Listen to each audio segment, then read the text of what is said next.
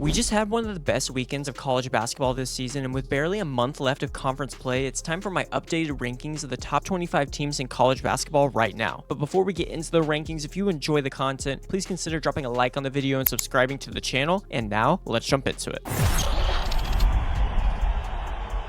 And starting at the top with our number one team in the country, I have Arizona, who remains the nation's top team and continues to justify that spot week after week. The Wildcats are navigating through the brutal Big 12 stretch without a blemish so far, stacking double-digit league wins and building one of the most impressive resumes in the entire country. And this past week featured just one game, but it was a domination at home against Oklahoma State. And while Arizona once again struggled from three in that one, this roster has consistently found ways to overcome that weakness. And with the brutal stretch upcoming, though, the Wildcats feel primed for a deep March run, though that first loss may finally be looming with what they have ahead. And right behind the Wildcats, I still have the Michigan Wolverines at number 2, and Michigan has spent most of the season overwhelming opponents with their talent and depth, and that trend continued this week. The Wolverines pushed their win streak to 7 in a row with comfortable victories over Penn State and Ohio State, and rarely faced real resistance in those, and their resume still shines thanks to dominant neutral site wins earlier in the season, specifically in Las Vegas, and now they've bounced back convincingly from their lone loss against Wisconsin. And even in Big Ten play, where margins typically shrink, Michigan keeps delivering blowout wins, and while they haven't been flawless, this roster has proven it can match up with just about anyone, and the Wolverines look built for a long postseason run right now. And jumping up to the number 3 spot, I have Houston, and while the Cougars may not mirror last season's version exactly, this Houston team is once again one of the nation's most complete teams. They compete in the Big 12 with new pieces so far, but they've blended elite defense with sharp offensive rhythm this season, and this week reinforced that status with wins over UCF and a ranked BYU squad, and now they sit at 9-1 in conference play and just behind Arizona, and Houston has won 4 straight since a tough road loss at Texas Tech, and with contributions coming from across the lineup like Kingston Flemings, Chris Sinak Jr., and more, the Cougars look increasingly comfortable and appear positioned to stay firmly in the national title conversation right now. Coming in at the number 4 spot, I have the Duke Blue Devils, and Duke's season so far has been defined by dominance, growth, and one painful reminder of how unforgiving college basketball can be. Cameron Boozer has been sensational for the Blue Devils, powering them through ACC play with authority and consistency night after night, and Duke extended its win streak to 10 this week with a victory over Boston College, but then suffered its first league loss in a heartbreaking fashion against North Carolina. But despite that setback, Duke still controls the ACC race at 10-1 and has one of the best resumes in the country, and with their balance and talent, the Blue Devils remain a strong favorite for a top seed and a serious run in March. And rounding out the top 5 at number 5, I have UConn, and last week was a bit up and down for the Huskies as UConn continued rolling through Big East play earlier in the week with their strong win over Xavier before suffering their first conference loss on the road at St. John's in what was an amazing game to watch. But still, I don't think any panic is warranted for the Huskies as UConn remains 12-1 in Big East play, and they firmly control their own destiny there. And they have earlier wins over BYU, Florida, Illinois, and Kansas, which continue to anchor their resume because they don't have many opportunities right now in a weak Big East conference, but the shooting is trending upward and they have experience across the lineup, so I still think the Huskies look poised to respond well and remain a major factor in March. Next at number 6, I have the Iowa State Cyclones, and outside of one rough week in January, Iowa State has been remarkably consistent all season long. The Cyclones combine steady shooting, elite defensive effort, and strong team chemistry, often covering for one another when something slips, to be one of the best teams in the country.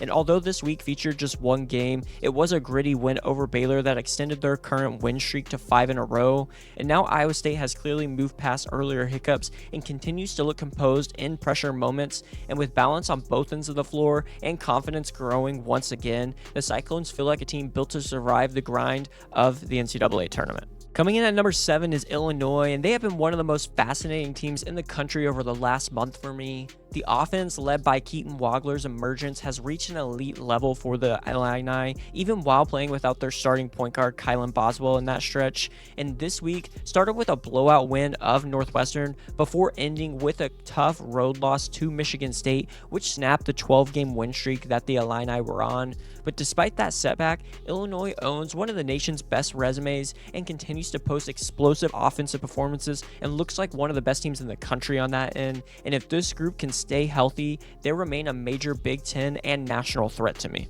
Nebraska lands at the number 8 spot for me after what has been so far a historic season for the Cornhuskers. And after opening the year at 20-0, Nebraska finally hit adversity recently with losses to Michigan and Illinois, which were both under some difficult circumstances as they had some players out of the lineup. But this week brought a needed bounce-back win over Rutgers, restoring some momentum for the Cornhuskers. And even with those recent setbacks, Nebraska has proven it belongs among the nation's elite. But I do still have some questions about how different those losses might have looked at full strength. But the bigger picture is clear, as this is still a top-tier team for me, which is capable of making noise once postseason play arrives. Next at number 9 is Michigan State, and the Spartans have flirted with danger recently but showed resilience when it mattered most. After having a 7-game win streak snapped by Michigan earlier and then suffering a surprising loss at Minnesota this past week, the Spartans needed a response, and they delivered one over the weekend with a huge win against a rising Illinois team. And while offensive consistency remains a concern for Michigan State, this roster has proven it can rise to big moments, and Jeremy Fears, although with all the controversy surrounding him, has been playing at an extremely high level recently. And with talent across the board and March experience baked in, Michigan State's ceiling remains high if they can smooth out that offensive execution. And rounding out the top 10 at number 10, I have Kansas, and their turnaround has been one of the season's most impressive storylines to me. After early struggles, injuries with Darren Peterson, and road losses, the Jayhawks have flipped that script entirely and are now a top 10 team. And this week featured another statement, including a road win at Texas Tech, capped by the late heroics from the projected number 1 pick Darren Peterson, and followed that up by a solid home win over Utah. And now Kansas riding a 7-game win streak and suddenly looks like one of the Big 12's most dangerous teams. And with confidence restored and momentum building in Lawrence, the Jayhawks are trending sharply upward at the perfect time. Purdue is next up at the number 11 spot, and their recent stretch has been uneven, largely due to some defensive lapses that briefly derailed their momentum. After dropping 3 straight games late in January, the Boilermakers responded this week with a strong road win at Maryland and a hard-fought home victory over Oregon. And while defense remains the swing factor for them, Purdue's offensive firepower is undeniable. And when Braden Smith, Fletcher Lawyer, and Trey Coppin-Wren are clicking, this team can overwhelm opponents quickly. And if Purdue can tighten things up on the defensive end, I still think they have the tools to make a deep postseason run. At the number 12 spot is the North Carolina Tar Heels, and North Carolina's season so far seems to have been about finding some consistency, and their recent results suggest progress in that department. And after early struggles in the ACC, the Tar Heels have steadied themselves, highlighted by a road win at Virginia, and capped this week by a dramatic last-second victory over their rival Duke. And Seth Trimble's late 3 in that game sealed one of the season's biggest moments for the Tar Heels, and now they sit at 19-4 on the season, and North Carolina's offense has improved noticeably during this stretch. And if they can pair that with sustained focus on the defensive end, I think the Tar Heels look capable of being a serious factor not only in the ACC, but making a run in the NCAA tournament. Number 13 is where Gonzaga falls in my rankings after their resume took a big hit this past week in unexpected fashion. After handling WCC play well and beating St. Mary's in their biggest contest, the Bulldogs were stunned this past week by an upset loss at Portland, raising real questions about their consistency to me. But to their credit, Gonzaga did respond immediately with a dominant 20-plus point win at Oregon State. And now they're 11-1 in conference play and remain in control of the WCC. But that Portland performance lingers as a concern, specifically with the injury to Braden Huff. But the talent and record suggest high upside still for Gonzaga, but the Bulldogs must eliminate lapses like that if they want to go deep in the postseason. Coming in at number 14, I have the Florida Gators, and Florida continues to trend upward and looks more dangerous by the week. The defending champions have leaned into their front court strength, picking up major wins against Tennessee, Vanderbilt, Alabama, and Texas A&M in SEC play so far, and this past week showcased their ability to win physical, high-stakes games even when perimeter shooting isn't sharp. And while guard inconsistency remains an issue, I do think it has gotten better throughout the season, but Florida's interior presence continues to control games for them, and if the shooting stabilizes even slightly more, the Gators have all the ingredients to not only challenge for an SEC title, but win in the NCAA tournament once again. And right behind the Gators at number 15, I have Virginia, who has quietly put together an impressive season under Ryan Odom, already reaching the 20-win mark by early February. And this week's wins over Pittsburgh and Syracuse pushed the Cavaliers to 9-2 in ACC play and further validated their progress. And while the defense may not mirror past Virginia's standards that we've seen under Tony Bennett, this group continues to win through their discipline and consistency on both ends of the floor, and they become a steady force in the conference and are starting to gain national attention, which I think is warranted with how they've played so far. And although Virginia may not be flashy, they're shaping up as a tough out for just about anyone. Next at number 16 is where I have the Vanderbilt Commodores, and Vanderbilt's season has been a tale of extremes to me. After starting 16-0 on the year, the Commodores hit turbulence with losses tied largely to defensive breakdowns, especially inside the arc, and this week was no different as it brought another concerning result with a home loss to Oklahoma. Although Tyler Tanner was phenomenal and had a 37-point outing, which is extremely surprising that they took a loss in that game, but with Vanderbilt, they can score in bunches, but that defensive consistency remains a glaring question mark for them. But Mark Byington has accelerated this program's rise, and they still have had an impressive season at 19-4, but until the Commodores prove they can get stops when it matters, their postseason ceiling remains uncertain to me. Coming in at number 17 is Arkansas, who continues to embody the unpredictability of SEC play. After a disappointing home loss a few weeks ago to Kentucky, the Razorbacks responded emphatically with a dominant road win this past week over Mississippi State, and Darius Acuff Jr. delivered another great performance in that one, showcasing the upside of not only him but this roster. However, shooting inconsistencies has hurt Arkansas at times, but when things click, they can overwhelm quality opponents, and if this team can stabilize its perimeter production, Arkansas has the talent to be a dangerous matchup for just about anyone in the country. St. John's comes in at the number 18 spot, and the Johnnies have fully rediscovered its early season promise. After some initial growing pains, Rick Pitino's squad is now riding a 9-game win streak, capped by a massive victory this past week over rival UConn.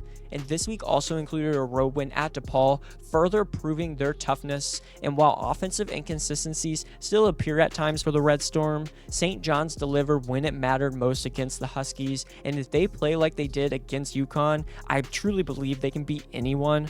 But now they're tied in the Big East loss column with the Huskies, and the Red Storm look like a legitimate contender if this level of execution continues. At number 19, I have Texas Tech, and the Red Raiders have hit a rough patch after one of the nation's most impressive midseason runs. They have losses to UCF and Kansas, which stalled momentum that once included wins over BYU, Duke, and Houston, and this week's home loss to the Jayhawks extended the skid and highlighted offensive struggles that need fixing. But still, I don't think panic is necessary, as Grant McCasland has built a resilient group that features JT Toppin and Christian Anderson, which are two of the best players in the Big 12, and there's reason to believe the Red Raiders can rediscover their rhythm, but getting the offense back on track will define how far this team can go. But with their talent, I truly think the ceiling remains extremely high. Staying at number 20 for me is St. Louis, as they continue to dominate at the mid-major level and makes a compelling case as the nation's best outside the power conferences,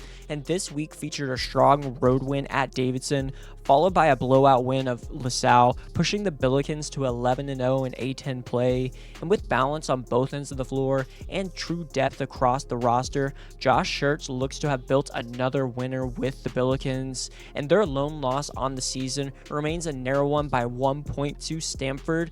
But since then, everything has been reinforced, and St. Louis truly looks like a legitimate national factor entering March, and I could see this team making a second weekend in the tournament. Next at number 21 is Louisville, who has quietly reasserted themselves as a trustworthy ACC contender under Pat Kelsey, and this week extended their momentum with wins over Notre Dame and Wake Forest, pushing them to 3 straight victories. And while they do have losses to Duke, which has capped their ceiling in the conference race, the Cardinals are starting to show some consistency and regain their confidence, especially with Michael Brown Jr. back in the lineup.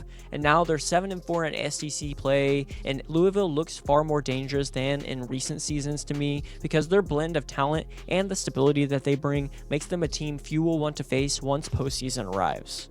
Jumping back into the rankings at number 22 for me is Alabama, and their identity remains clear as they have elite offense, relentless pace, but there are defensive questions still. But this past week showcased both sides of the coin as the Crimson Tide bounced back with wins over Texas A&M and Auburn after slipping out of my rankings earlier. But Alabama has faced a brutal schedule so far, with losses coming against potential tournament teams, but defensive lapses for me continue to loom large for the Crimson Tide.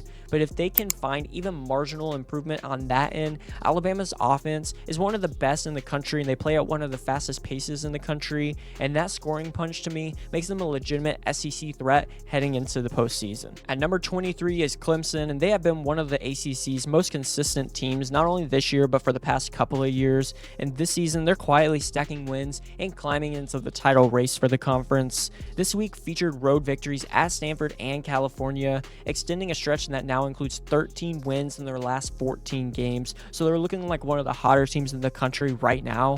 And Clemson sits at 10-1 in league play and hasn't lost in regulation since early December. And while their resume lacks some headline wins, the Tigers' defensive consistency and balanced contributions across the lineup make them increasingly difficult to ignore as the postseason approaches. Coming in at the number 24 spot is BYU, and their season so far has taken a sharp downturn after an encouraging start. They have consecutive losses to Texas Tech, Arizona, Kansas, Oklahoma State, and Houston, which have piled up quickly, leaving the Cougars on a 4-game skid and just 5-5 in Big 12 play. And despite the talent on this roster, execution has slipped on both ends of the floor, specifically on the defensive end, which is what we saw in that loss to Oklahoma State, where they allowed 99 points to the Cowboys. But the presence of AJ DeBansa, Robert Wright, and Richie Saunders still provides long-term hope for the Cougars, but the urgency is mounting as they need a win bad, and BYU must stop the bleeding soon to remain relevant in the national conversation to me. And rounding out my top 25 at number 25, I have Miami, Ohio, who continues to make history time and time again, as they are still just one of the 2 unbeatens remaining in the country. And again, while they don't have the strength of schedule that match their power conference peers, the RedHawks keep winning, which matters and is why I still have them in my top 25. And this past week added victories over Buffalo and Marshall, pushing their record to 24-0. And again, they've earned their place in my top 25 by consistently taking care of business. And as long as Miami keeps stacking these wins, they'll remain in this conversation and force the national spotlight to stay firmly on them. But as always, I wanted to quickly mention some of the teams that just are on the outside of my top 25 rankings but could be included here soon, and they are Kentucky, Tennessee, UCF, Iowa, and NC State. And here's a complete list of how my rankings look heading into the next week of college basketball. But that wraps it up for today's video. Let me know your thoughts on this week's top 25 rankings in the comments down below for me. Was there a team that you thought was way too high or way too low, or wasn't even included and should have been? Also, if you enjoy the content, don't forget to drop a like on the video and subscribe to the channel. Thank you so much for watching, and I'll see you in the next one.